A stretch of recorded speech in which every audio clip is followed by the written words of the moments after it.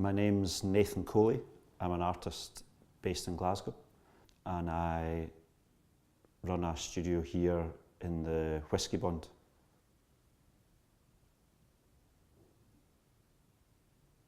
I think people would describe me as someone who makes work that deals with architecture.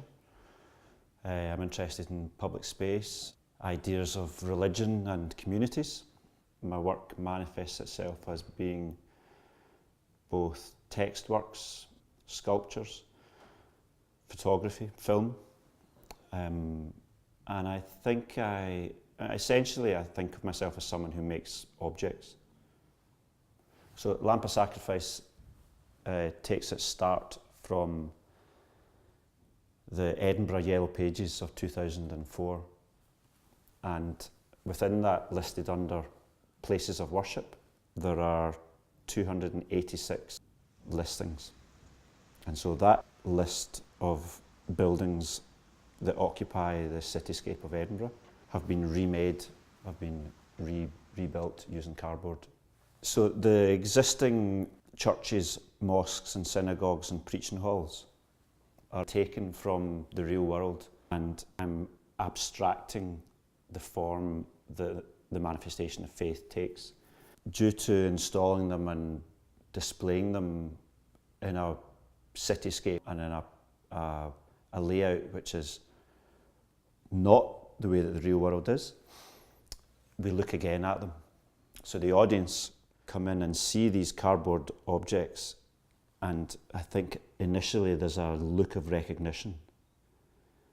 They look to find the church that Leslie was married in. Is that the synagogue on the corner of such a street? So they want to see their world in the form. These places of worship have meaning due to the fact they've been made and financed by the community that use them.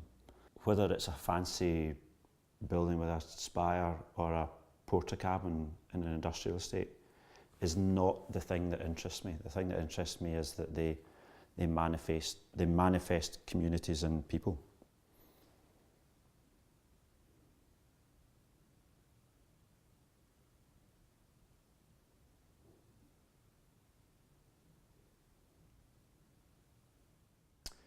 It's the first major project that I've had bad news about in that way, and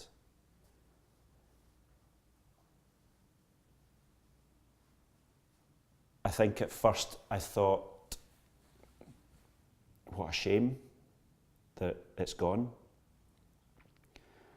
But then quite quickly actually started to try and see it as could there be something positive that comes out of a bad situation? We met to discuss what to do. What are we going to do, bearing in mind this work has been damaged? And I decided quite early on that I had to think of what was the best thing for the work. And it became quite easy because the answer is that the work needed to be remade. My memory went back to making it the first time around, which was grueling and tough and physically demanding.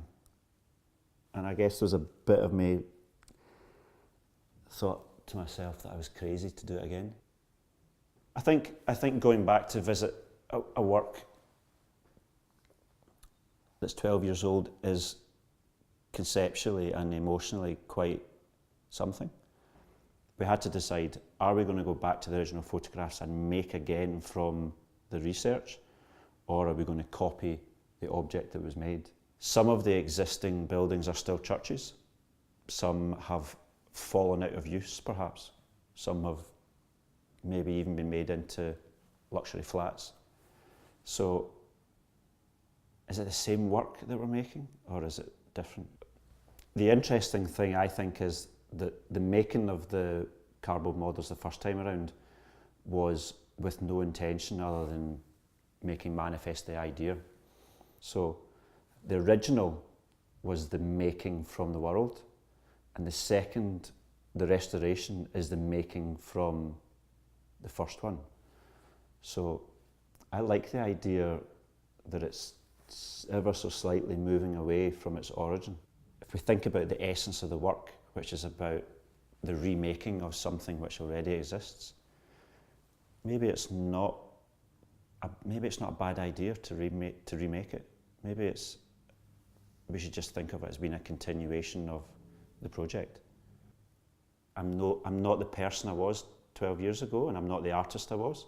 And the nice thing is, I've really enjoyed. It's almost like kind of meeting an old friend and starting again, not having to really, catch up. And I feel quite lucky that I made a work when I was relatively young that's in the National Collection, which illustrates what I've continued to be.